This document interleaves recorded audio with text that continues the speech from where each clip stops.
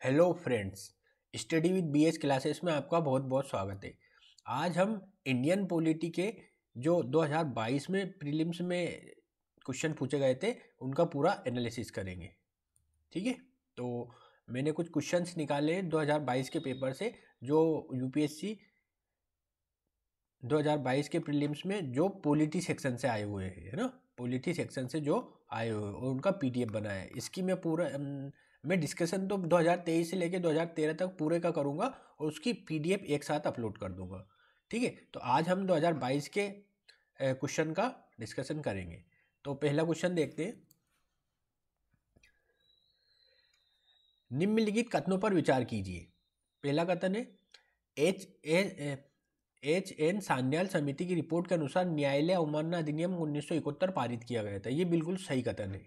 ठीक है, जो सान्याल समिति थी उसी की सिफारिश के आधार पर न्यायालय अधिनियम 1971 पारित किया गया था। सेकंड स्टेटमेंट है, भारत का संविधान सर्वोच्च न्यायालय और उच्च न्यायालय को अपनी अवमानना के लिए दंडित करने का अधिकार देता है। तो ये स्टेटमेंट बिल्कुल सही है।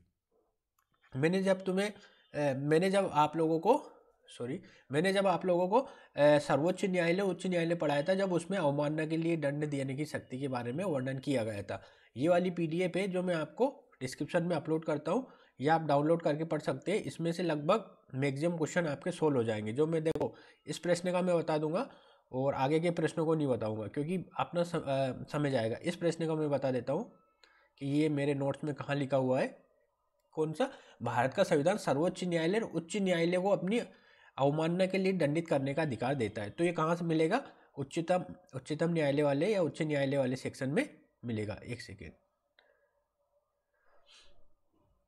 इसी के अंदर है ना, ये बता देता हूँ। ठीक है, तो इसमें न्यायपालिका वाला सेक्शन आप ओपन कर सकते हैं।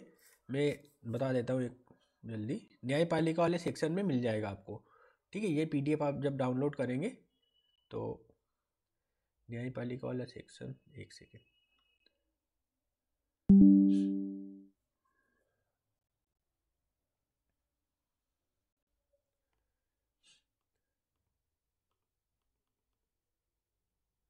ठीक है, ये न्यायपालिका वाला सेक्शन है।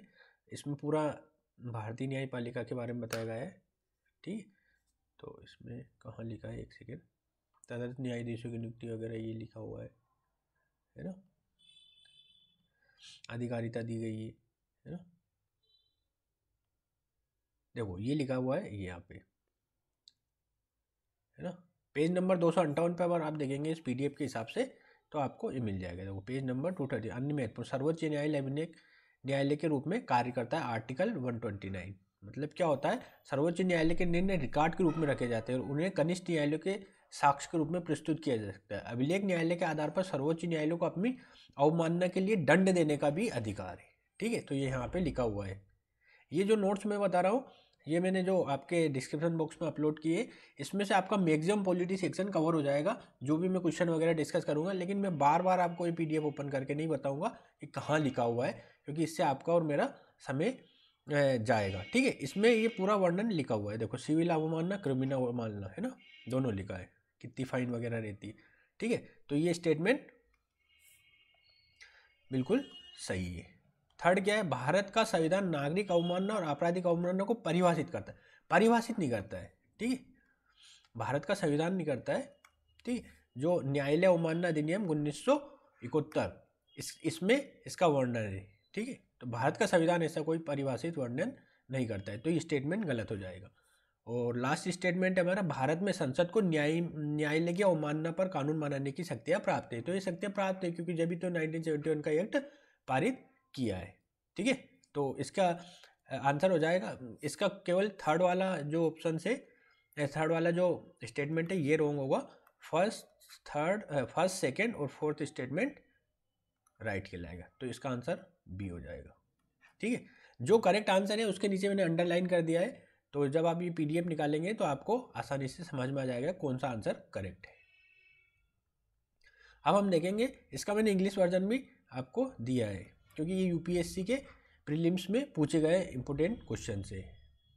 नेक्स्ट क्वेश्चन पे हम आते हैं। भारत के संदर्भ में निम्नलिखित कथनों पर विचार कीजिए।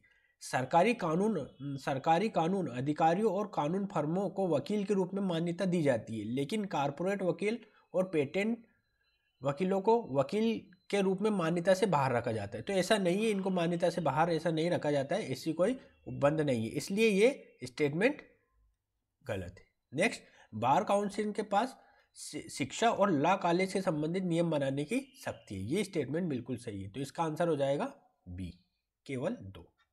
ठीक है, इसका इंग्लिश वर्जन और अंडरलाइन मैंने कर दिया है। ठीक है, अब आएंगे हम थर्ड क्वेश्चन पे। निम्नलिखित कथनों पर विचार कीजिए। संविधान में संशोधन करने वाले विधेयक के लिए भारत के राष्ट्रपति की पूर्व अनुशंसा की आवश्यकता होती। तो जो संविधान संशोधन विधेयक होते हैं उसे राष्ट्रपति के जो पूर्व अनुशंसा है उसके अनुमति, मतलब ऐसा कोई आवश्यक नहीं होता है। ठीक है, मतलब आवश्यकता नहीं होती है, आप डायरेक्ट संविधान संशोधन विधेयक प्रस्तुत कर सकते हैं। तो ये स्टेटमेंट गलत हो जाएगा। सेकेंड, जब कोई संविधान संशोधन विधेयक भारत के राष्ट्रपति के समक्ष प्रस्तुत किया जाता है तो भारत के राष्ट्रपति के लिए उस पर अपनी सहमति देना अनिवार्य हो जाता है। ठीक है, देखो धन विधेयक और संविधान संशोधन विधेयक में केवल उसमें ये बंद है कि इसमें राष्ट्रपति को अपने हस्ताक्षर करना अनिवार्य होता है, जबकि साधारण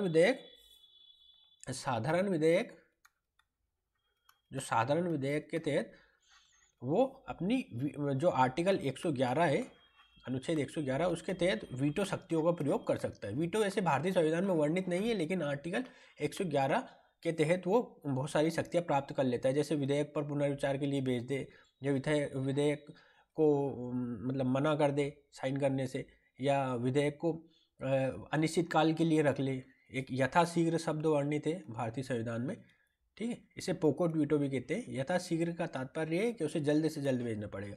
लेकिन एक विधेयक आया था जिसे डाकघर संशोधन विधेयक बोलते थे, उसमें ज्ञानी जेल सिंह जो भारत के राष्ट्रपति थे, उन्होंने ना तो उस पर साइन किए, ना ही साइन करने से मना कर दिए, मतलब उन्हें रख रखा, हाँ मैं साइन कर रहा हूँ, और ऐसा करके पॉकेट वीटो उसमें पॉकेट वीटो लगाया और वो लंबित रहा। ठीक है, तो ये स्थितियाँ बन जाती है। अब हम देखेंगे क्या है प्रश्न है। ठीक है, तो जब कोई संविधान राष्ट्रपति पर राष्ट्र सहमति देना, उस पर सहमति, जब कोई संविधान संशोधन विधेयक भारत के राष्ट्रपति के समक्ष प्रस्तुत किया जाता है उस पर राष्ट्रपति को सहमति, बिल्कुल सही स्टेटमेंट है। थर्ड क्या है, एक संविधान संशोधन विधेयक को लोकसभा और राज्यसभा दोनों द्वारा विशेष बहुमत से पारित किया जाना चाहिए और संयुक्त बैठक को कोई प्रावधान नहीं है। तो आपको ये पता होगा कि संयुक्त बैठक जो आर्टिकल 108 के तहत है, केवल साधारण विधेयक पर ही लाई जा सकती है। ठीक है, साधारण विधेयकों पर ही लाई जा सकती है। संविधान संशोधन विधेयक या धन विधेयक के संबंध में ऐसा कोई प्रावधान नहीं है, इसलिए ये स्टेटमेंट सही हो जाएगा। तो इसका आंसर हो जाएगा बी, केवल 2 और 3। ठीक है, नेक्स्ट क्वेश्चन पे हम आते हैं, क्वेश्चन नंबर 4। उसमें क्या लिखा हुआ है, निम्नलिखित कथनों पर विचार कीजिए।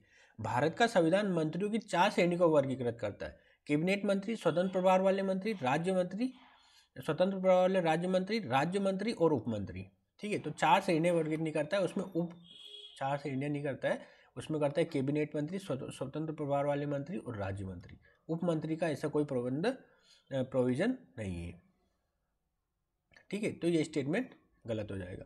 केंद्र सरकार में प्रधानमंत्री सहित मंत्रियों की कुल संख्या लोकसभा की कुल सदस्य संख्या से 15% से अधिक नहीं होगी। तो जब मैंने मंत्रिमंडल पढ़ाया था आर्टिकल 74 वाला, तो उसमें मैंने ये प्रोविजंस आपको बताया था कि एक संविधान संशोधन हुआ था, उसके तहत 15% से अधिक नहीं हो सकती मंत्री की संख्या। तो ये स्टेटमेंट बिल्कुल सही है और पहला वाला गलत है। तो इसका आंसर कौन सा हो जाएगा, बी। ठीक है, बी इसका आंसर हो जाएगा। नेक्स्ट पे हम आते हैं क्वेश्चन नंबर 5। निम्नलिखित में से कौन सा लोकसभा की विशिष्ट शक्तियाँ हैं, है ना, स्पेशल पावर है लोकसभा की। आपातकाल की घोषणा की पुष्टि करना। देखो, आपातकाल की घोषणा लोकसभा तथा राज्यसभा दोनों में से कोई भी कर सकता है, इसलिए ये नहीं होगी विशेष शक्ति। मंत्री परिषद के विरुद्ध अविश्वास प्रस्ताव पारित करना, ये होगी इसकी विशिष्ट शक्ति, क्योंकि जो अविश्वास प्रस्ताव है केवल लोकसभा में ही लाया जा सकता है, ये होगी। भारत के राष्ट्रपति पर महाभियोग लगाना, ये भी लोकसभा और राज्यसभा दोनों में लाया जा सकता है। ठीक है, महाभियोग अगर, ठीक है, तो एक में पारित होगा तो दूसरे में फिर सेम टू सेम प्रोसेस से पारित होगा, इसलिए ये भी नहीं है। तो इसका आंसर कौन सा हो जाएगा, केवल 2। इसका आंसर हो जाएगा बी। ठीक है, अब आते हैं हम नेक्स्ट क्वेश्चन पे। भारत में दल बदल विरोधी कानून के संदर्भ में निम्नलिखित कथनों पर विचार कीजिए। जो दल बदल कानून है 10वीं अनुसूची में वर्णित है। दल बदल एक अनुसूची भारत में टोटल 12 अनुसूचियाँ वर्णित है, जिसमें 10वीं अनुसूची में दल बदल से संबंधित नियम कानून बताए गए हैं। तो पहला स्टेटमेंट क्या है? कानून निर्दिष्ट करता है कि एक मनोनीत विधायक सदन में नियुक्त होने के 6 माह के भीतर किसी भी राजनीतिक दल में शामिल नहीं हो सकता। तो ये स्टेटमेंट गलत है, क्योंकि इसमें शामिल हो सकता है। 6 माह के भीतर अगर वो किसी भी राजनीतिक दल में शामिल हो जाता है तो उसकी विधायकी नहीं जाएगी, मतलब वो दल बदल के तहत अयोग्य घोषित नहीं किया जाएगा। तो पहला स्टेटमेंट गलत है। सेकेंड, कानून कोई समय सीमा प्रदान नहीं करता जिसके भीतर पीठासीन अधिकारी को दल बदल के मामले में फैसला करना हो। तो ये स्टेटमेंट भी बिल्कुल सही है। जब सदन का पीठासीन अधिकारी दल बदल पर कोई निर्णय देता है तो उसमें ऐसी कोई समय सीमा नहीं होती है कि वो कितनी समय के अंदर अपना निर्णय सुनाए। एक केस हुआ था, मैं इस पर बताता हूँ। कियोतो हलोहन वर्सेस जाचिल्लू एक केस हुआ था, जाचिल्लू, जिसमें दल बदल से संबंधित बहुत सारे मतलब ये एक फेमस केस है दल बदल से संबंधित। इस केस का आप विस्तृत अध्ययन कर सकते हैं, ठीक है। तो और इसके जो पीठासीन अधिकारी दल बदल के मामले में अपना फैसला अनिश्चित काल तक के लिए रोक सकता है, इस पर भी काफ़ी बहस बनी रहती है ना। और बहुत सारे लोग इस पे चाहते हैं कि पीठासीन अधिकारी की भी एक समय सीमा निर्धारित होनी चाहिए कि उसे इस समय के अंदर अपना निर्णय देना होगा, नहीं तो उसकी प्रासंगिकता ही नहीं बचती है।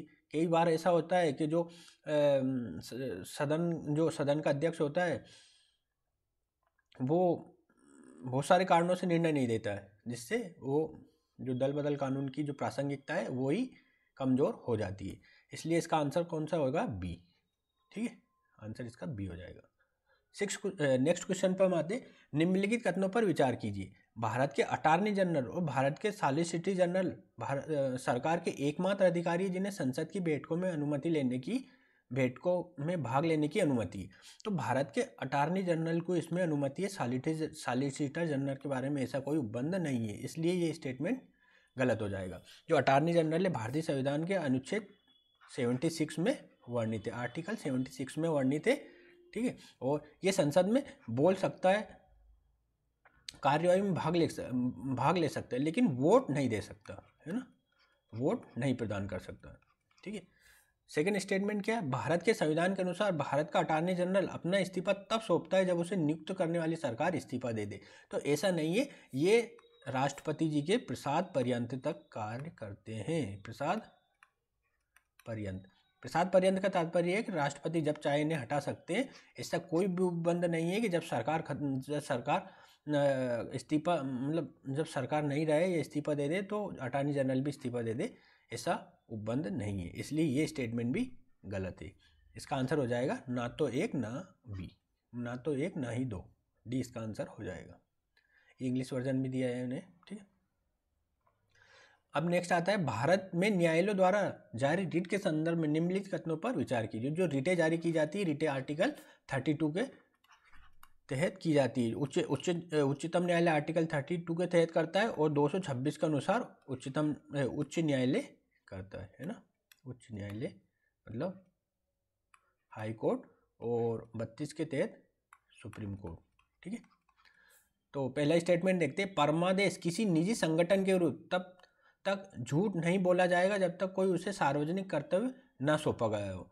तो ये स्टेटमेंट बिल्कुल सही है। परमादेश, हम तुम्हें आदेश देते हैं कि, है ना, 5 तरह की रिट जारी करता है, उसमें परमादेश भी एक है।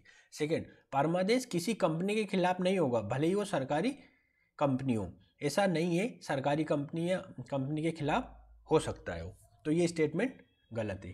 थर्ड क्या है? कोई भी सार्वजनिक विचारधारा व्यक्ति क्यों वारंट हो की रिट जारी करने के लिए न्यायालय क्यों वारंटी की रिट प्राप्त करने के लिए न्यायालय में जाने के लिए याचिकाकर्ता हो सकता है। तो ये स्टेटमेंट बिल्कुल सही है। तो इसका ऑप्शन सी इसका राइट हो जाएगा, और केवल बी वाला जो केवल सेकंड वाला स्टेटमेंट है यह गलत होगा, ठीक है।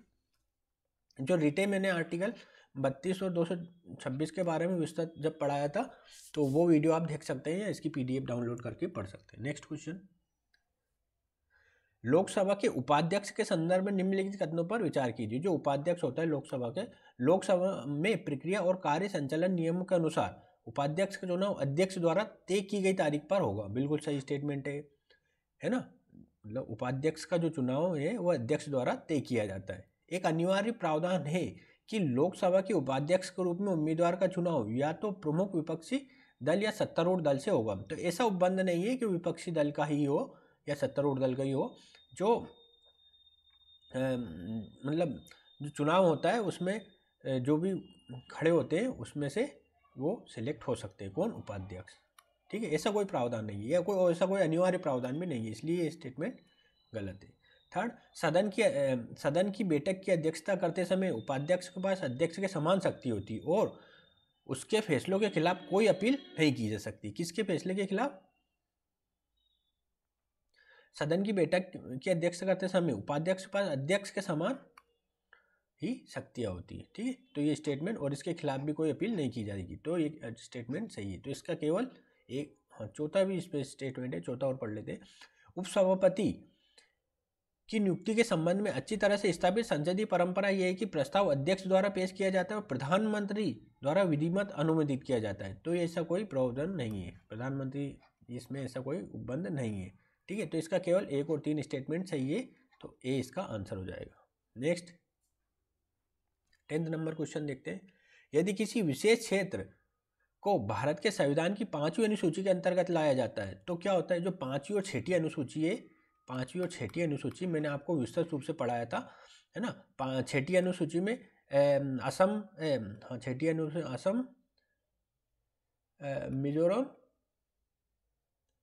है ना, मेघालय और त्रिपुरा, शायद ये 4 राज्य हैं और 5वीं में अनुसूचित क्षेत्रों से संबंधित है। तो इसका क्या देखते हैं? फर्स्ट देखते हैं, इसमें आदिवासी लोगों की भूमिका गैर आदिवासी लोगों का हस्तांतरण रोका जाना, ये स्टेटमेंट बिल्कुल सही है ना, क्योंकि ये है ही इसलिए 5वीं अनुसूची, इसमें है ना जनजाति सलाहकार परिषद बनाई जाती है ना, और इसका प्रमुख कार्य यही होता है कि जो आदिवासी लोगों की भूमि को गैर आदिवासी लोगों को रोकने के लिए 5वीं अनुसूची का उपबंध किया गया है ना।